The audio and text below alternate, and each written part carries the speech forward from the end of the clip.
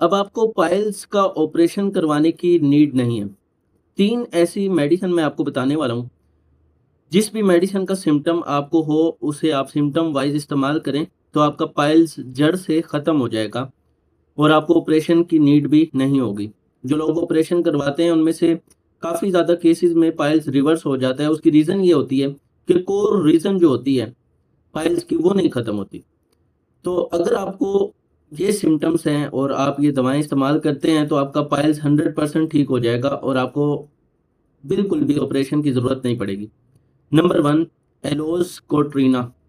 एलोस कोट्रीना 30 में इस्तेमाल की जाती है और इसके सिम्पटम्स कुछ इस तरीके के होते हैं कि आपका जो एनस यानी कि पखाना करने वाली जो जगह है, यहाँ पे कुछ मस्से होते हैं बाहर की तरफ और वो अंगूर के गुच्छों की तरह होते हैं। ये इसका बहुत ख़ास सिम्पटम है। अगर आपके साथ ऐसा है, तो आप एलोस का इस्तेमाल कर सकते हैं। एडिशनल सिम्पटम में आप अगर गर्म पानी से वॉश करते हैं, तो आपको आराम महसूस होता है, ठीक है? और जब आप वॉश नहीं करते जब तक, तो आपको तकलीफ़ होती है।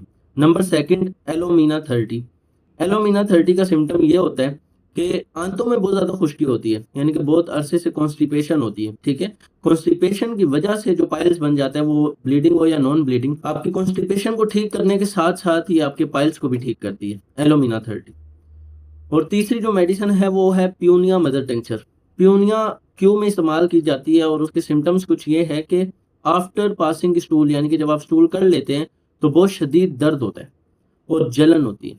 तो अगर आपको ये सिम्पटम्स हैं, तो आपको पुनिया इस्तेमाल करनी चाहिए और मैंने अपनी प्रैक्टिस में ये देखा है कि जो लोग ये मेडिसिन एक दफ़ा इस्तेमाल कर लेते हैं, अगर प्रॉपर केस टेकिंग के बाद, और भी काफ़ी सारे जो सिम्पटम्स हैं वो मैटर करते हैं। अगर जो इंसान सही केस टेकिंग के बाद मेडिसिन इस्तेमाल कर ले, उसका मसला जड़ से ही खत्म हो जाता है, ठीक है? तो अगर आप केस टेकिंग करना चाहते हैं, तो आप दिए गए नंबर पे राब्ता करें। मैं हूँ होम्योपैथिक डॉक्टर राजा गुलाम मुस्तफ़ा। इस तरह के ट्रीटमेंट वाले इन्फॉर्मेटिव वीडियोज़ देखने के लिए हमें फॉलो और सब्सक्राइब कर लें। जज़ाकल्लाह।